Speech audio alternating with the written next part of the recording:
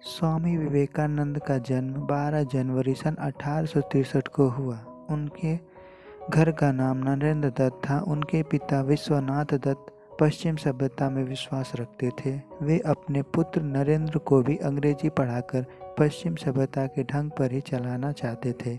नरेंद्र की बुद्धि बचपन से बड़ी तीव्र थी और परात्मक को पाने की लालसा भी प्रबल थी। इस हेतु वे पहले ब्रह्मा समाज में गए, किंतु वहां उनके चित्त को संतोष नहीं हुआ। सन 1884 में विश्वनाथ दत्त की मृत्यु हो गई।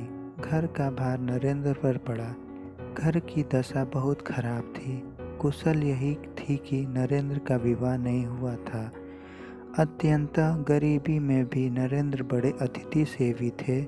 स्वयं भूखे रहकर अतिथि को भोजन कराते, स्वयं बाहर वर्षा में रात भर भीगते ठिठुरते पड़े रहते और अतिथि को अपने बिस्तर पर सुला देते। रामकृष्ण परमहंस की प्रशंसा सुनकर नरेंद्र उनके पास पहले तो तर्क करने के विचार से ही गए थे, किंतु परमहंस जी ने देखते ही पहचान लिया कि ये तो वही शिष्य है जिनका उन्हें कई दिनों से इंतजार है। परमहंस जी की कृपा से इनको आत्म साक्षात्कार हुआ। फलस्वरूप नरेंद्र परमहंस जी के शिष्यों में प्रमुख हो गए। संन्यास लेने के बाद इनका नाम विवेकानंद हुआ। स्वामी विवेकानंद अपना जीवन अपने गुरुदेव स्वामी रामकृष्ण परमहंस को समर्पित कर चुके थे। गुरुदेव के शरीर त्याग के दिनों में अपने घर और कुटुंब की नाजुक हालत की परवाह किए बिना, स्वयं के भोजन की परवाह किए बिना गुरु सेवा सतत हाजिर रहे। गुरुदेव का शरीर अत्यंत रुगड़ हो गया था। कैंसर के कारण गले में से थूक, रक्त व कफ आदि निकलता था। इन सब की सफाई वे खूब ध्यान से करते थे। एक बार किसी ने गुरुदेव की सेवा में घृणा और लापरवाही दिखाई तथा घृणा से नाक भौवें सिकुड़े। यह देखकर विवेकानंद को गुस्सा आ गया। उस गुरु भाई को पाठ पढ़ाते हुए और गुरुदेव की प्रत्येक वस्तु के प्रति प्रेम दर्शाते हुए उनके बिस्तर के पास रक्त, कफ आदि से भरी थूकदानी उठाकर पूरी पी गए। गुरु के प्रति ऐसी अनन्य भक्ति और निष्ठा के प्रताप से ही वे अपने गुरु के शरीर और उनके दिव्यतम आदर्शों की उत्तम सेवा कर सके।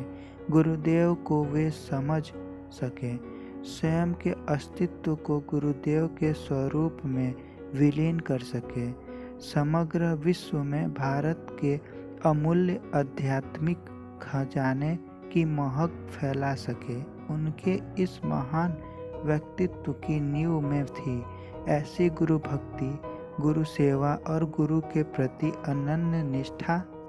25 वर्ष की अवस्था में नरेंद्र दत्त ने गेरुआ वस्त्र पहन लिया। तत्पश्चात उन्होंने पैदल ही पूरे भारतवर्ष की यात्रा की।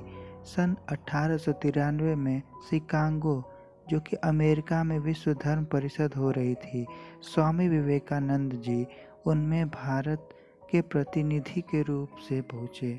यूरोप, अमेरिका के लोग उस समय पराधीन भारतवासियों को बहुत हीन दृष्टि से देखते थे। वहाँ लोगों ने बहुत प्रयत्न किया कि स्वामी विवेकानंद को सर्वधर्म परिषद में बोलने का समय ही ना मिले। एक अमेरिकन प्रोफेसर के प्रयास से उन्हें थोड़ा समय मिला, किंतु उनके विचार सुनकर सभी विद्वान चकित हो गए। फिर तो अमेरिका में उनका बहुत स्वागत हुआ। वहाँ इनके भक्तों का एक बड़ा समुदाय हो गया। 3 वर्ष तक वे अमेरिका रहे और वहाँ के लोगों को भारतीय तत्वज्ञान की आभूति ज्योति प्रदान करते रहे। विद्या और भारतीय दर्शक के बिना विश्व अनाथ हो अध्यात्मक एक जाएगा। यह स्वामी विवेकानंद जी का दृढ़ विश्वास था। अमेरिका में उन्होंने रामकृष्ण मिशन की अनेक शाखाएं स्थापित की।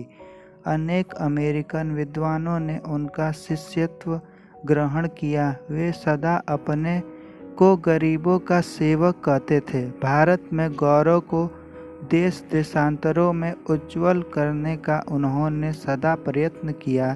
4 जुलाई सन 1902 को उन्होंने देह त्याग किया।